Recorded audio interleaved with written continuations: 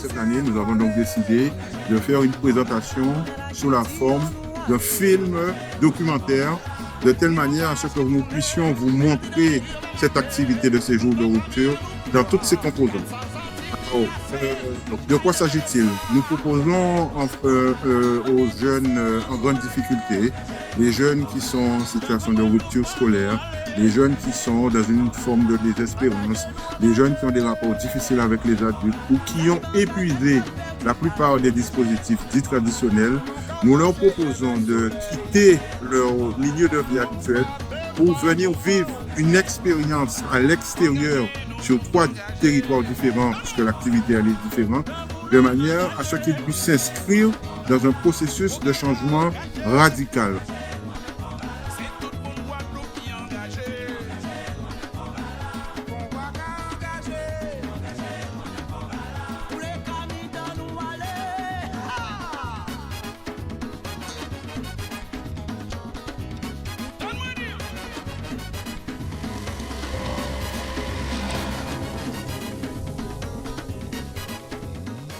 Pour commencer, je pense que ces jeux de rupture, c'est une très bonne méthode pour faire changer.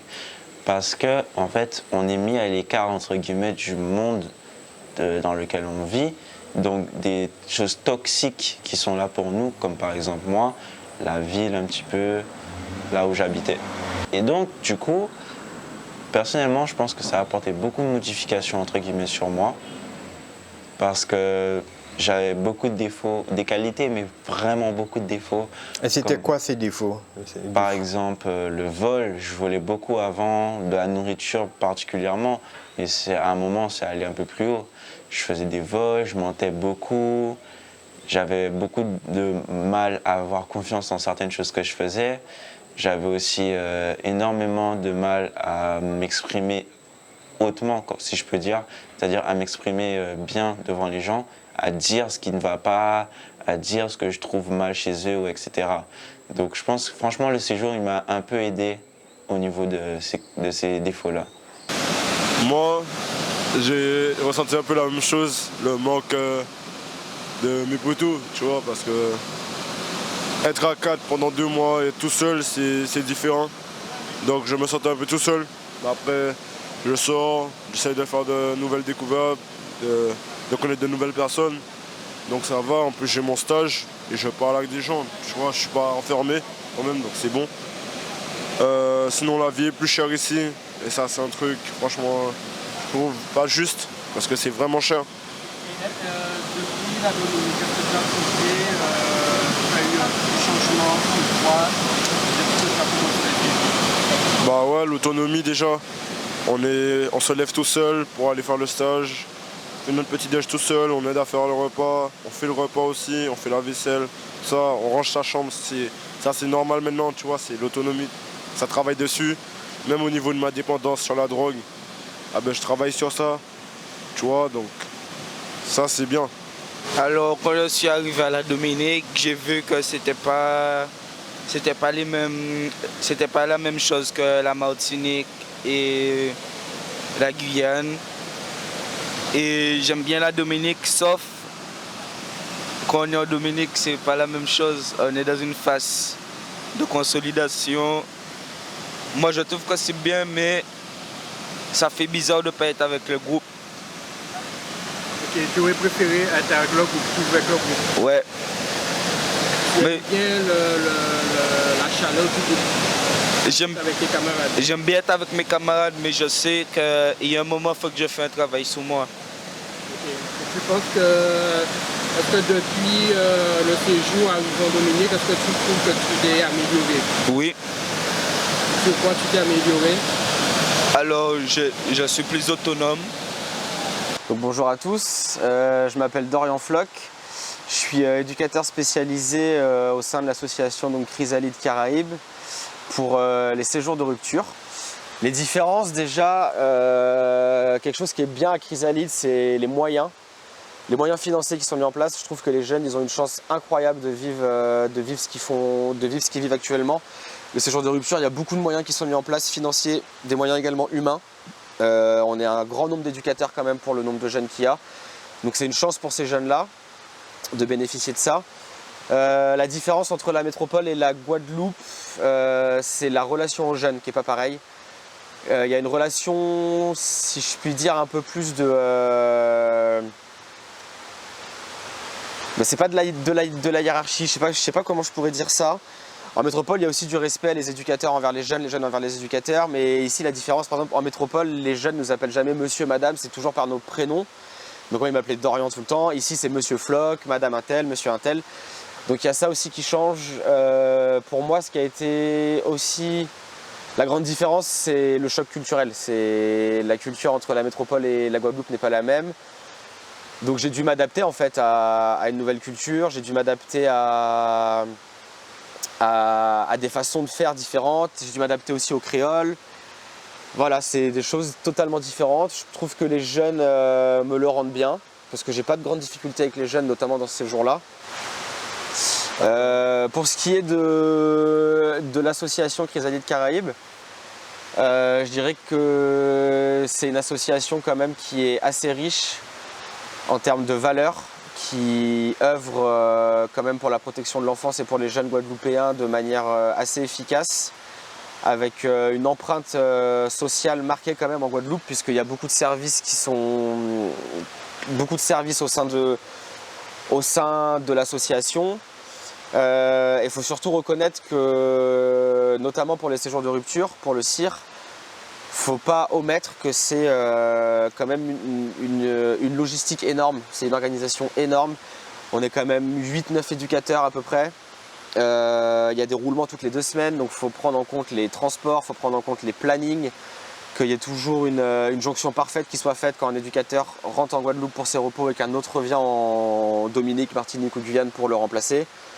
C'est quand même une très grosse logistique, ça ne faut pas l'oublier, ça demande beaucoup de moyens financiers, beaucoup de moyens humains, puisque derrière les professionnels qui sont sur le terrain, il y a le directeur qui coordonne tout ça, la chef de service qui coordonne aussi tout ça et elle qui fait le lien avec les familles des jeunes et les coordinateurs qui sont sur le terrain.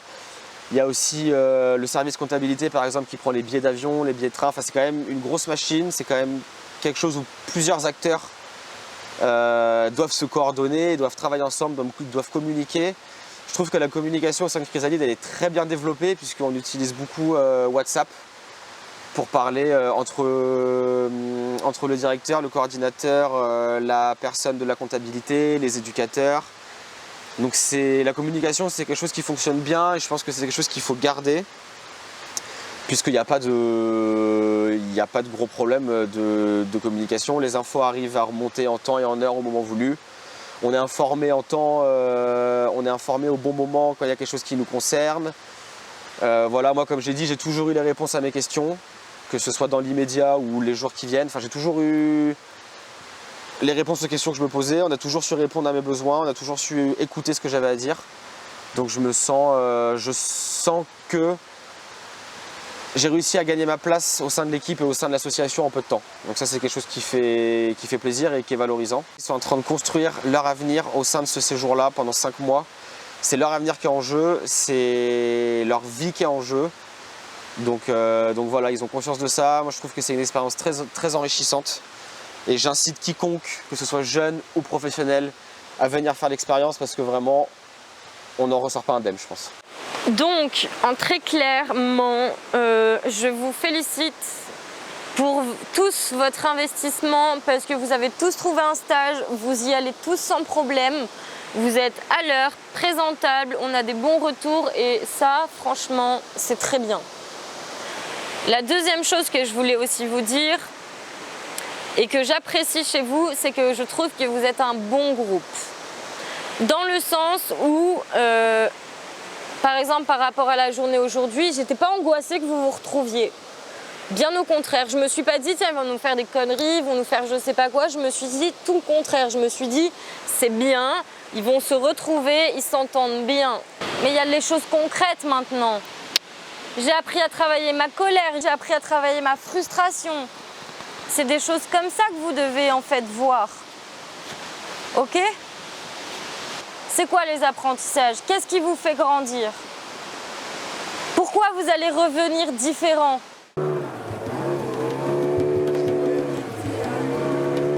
Dans ces acquis, if called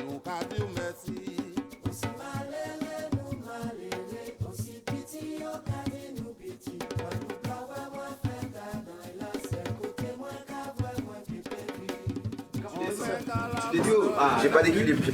Attends, Allez. Comment tu te sens après cette séance de sport? C'était super comme d'hab. Moi, je me lève tous les matins pour aller courir, pour faire un peu de sport. Donc là, c'était super. J'espère que ça va durer tous les jours comme ça. Quelle motivation que tu avais ce matin pour pouvoir faire du sport? Moi, je me suis levé et je suis direct allé courir. Et après, là, moi, je veux développer mon corps. Du coup, tous les jours, je veux faire du sport. Là. Et comment tu te sens après la séance? Je me sens bien. Je sens que ça travaille. Donc, c'est au calme. Ça travaille quoi? Ça travaille tout. Qu'est-ce que tu souhaites déjà développer? Les abdos, parce que j'en ai pas. Là, j'ai que des McDo, malheureusement. Et un peu mon dos, parce qu'il faut le travailler. Et c'est tout. Encore. On gagne. Bloc avec moi. 1, 2, 3, 4. Comment tu te sens après la séance de sport? Je me sens bien, mais vous m'avez fait souffrir ce matin. Souffrir, c'est-à-dire? Que vous m'avez fait faire beaucoup de pompes, beaucoup d'abdos, beaucoup de gainage. Malgré M. Vengo, soi-disant le sportif, mais il était assis sur son banc en train de nous regarder, en train de souffrir. Et merci pour cette séance. Ok. Donc, est-ce que la séance de sport, tu le faisais pour M. Vengo ou pour toi-même? Pour moi. Donc, pourquoi tu surveillais M. Vengo? Pourquoi tu dis ça maintenant? Pour le taquiner. Pour le taquiner, ok, il n'y a pas de souci. Mais la séance de sport, à la base, elle était faite pour quoi? Pour retirer ce ventre de McDo. D'accord, ok. Donc, le ventre de McDo, c'est pas M. Vengo qui l'a. Toi, c'est ton ventre de McDo. Donc, tu es d'accord avec moi que tu n'as pas à surveiller ni à dire ce genre de choses sur M. Vengo. Oui. Ça n'a pas sa place. Mais il était très... On est d'accord? Oui, monsieur. Ok. Bon, revenons à nos moutons. Comment tu t'es senti après la séance de sport? Comment tu te sens maintenant? Je me sens bien. C'est-à-dire? Que je sens que mes muscles me font mal. Ils te font mal, ça veut dire que tu as bien travaillé. J'avoue que moi aussi, je sens que ça tire. Et là, j'ai envie d'aller prendre une bonne douche. D'accord. Où? Tu veux te baigner au tuyau ou ça vous dit d'aller à la crique? À la crique. Ouais, à la crique, ça aurait été mieux. Ok. Et ça me donne envie de recontinuer encore. De recommencer ou de recontinuer? De recommencer. Ah, ok, je comprends pas en fait. Je t'embête. Et merci pour cette séance. T'inquiète. Ça fait plaisir. En tout cas, ça fait plaisir d'avoir fait la séance avec vous les collègues et avec vous les jeunes. Tout le monde a été investi. Moi, personnellement, le but, c'était de regagner de l'estime de soi. C'est ce que je voulais travailler avec toi. L'image et l'estime de soi. Tu vois, comme ça fait plusieurs jours que tu dis que bon, je veux perdre du poids, je veux faire ceci, je veux faire cela, parce que j'ai l'impression que tu as un problème avec ton corps, tu as un problème avec toi-même. Là, ce qu'on va travailler en profondeur, si grâce au sport, ça te permet d'avoir une meilleure image de toi-même, on est prêt à faire l'effort tous les matins pour que tu puisses avoir cette image de toi. Tu vois, avoir une meilleure image et une meilleure estime de soi. Ça, c'est notre travail, c'est notre objectif cette semaine. Okay. T'es d'accord ou pas? Oui, je suis d'accord. Ok, let's go.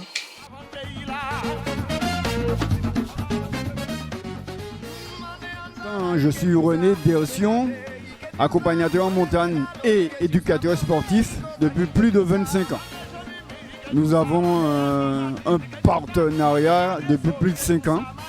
Donc, et j'utilise, comme je le disais à l'instant, l'environnement naturel martiniquais qui ressemble beaucoup à celui de la Guadeloupe pour permettre à nos jeunes de se poser et aussi de se stabiliser au cours d'une action que nous appelons itinérance ou plus précisément rayonnage en Martinique. C'est là aussi qu'ils se découvrent afin de repartir sur de meilleures bases en fait.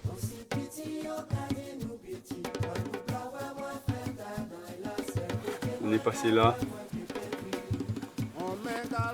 On est arrivé à la croisée du Chapeau Nègre. On est descendu.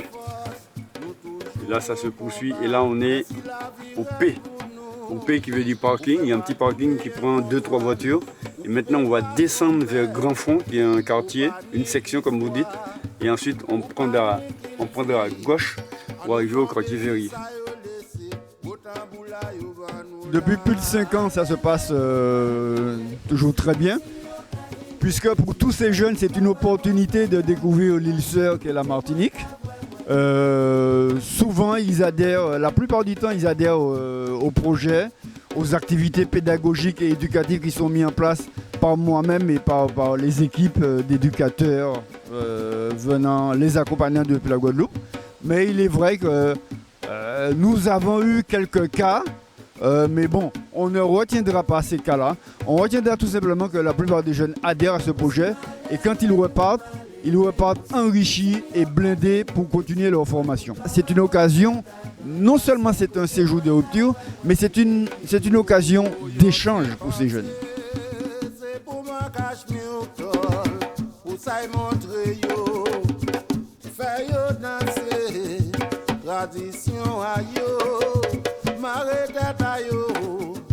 Mettez costume créole, fais danser boca, tout ça c'est qu'il tient à nous. Merci pour sa zone lycée. Pour Magonien, c'était pas tellement la valeur du cadeau, mais pour elle, c'était le geste. Ça veut dire que un diamant ou encore une orange, pour elle, ça avait la même valeur. Quand c'était donné, tout était dans le geste, tout était dans la manière dont on donnait ça. Donc, en gros, je suis en train de vous dire, ne regardez pas le petit cadeau qu'on vous a fait, mais regardez tout simplement le geste qui va être. Bon, on va commencer par ça. C'est ce qu'on a fait, moi et Kelson, tout ça là, du ciment pour qu'on marche. Malaxer, prendre les roches, tout ça. Passer la toile aussi, c'est ça que j'ai fait aussi. Et là, je travaille dans la ferme et des fois dehors. Est-ce que tu peux m'expliquer encore les autres activités que tu fais dans ton stage? Bon, je fais du ciment, je vais récupérer de la terre, je vais récupérer à manger pour le lapin. Pour les lapins et je fais quoi d'autre? Je vais nourrir des poules des moments, ça dépend. Mais dans plus, ce que je fais ces temps-ci, c'est le ciment. Je vais récupérer la terre qui est derrière, je vais récupérer les roches qui sont là et je malaxe le ciment, je fais tout.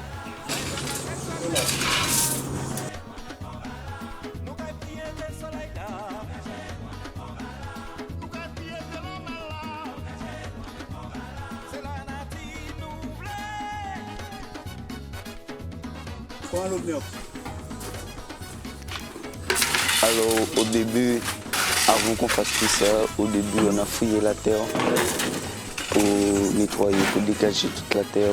Après, quand on mesurait pour savoir si c'était équivalent les mesures. Après, on a mis du ciment sur la terre pour coller les parpaings. Ça, on a fait ça hier. On a mis du fer. Hier aussi, on a mis du gravier avant de mettre du fer. Ici, ça sera, là, on est en train de mettre en construction un nouveau réservoir pour sécher le chocolat.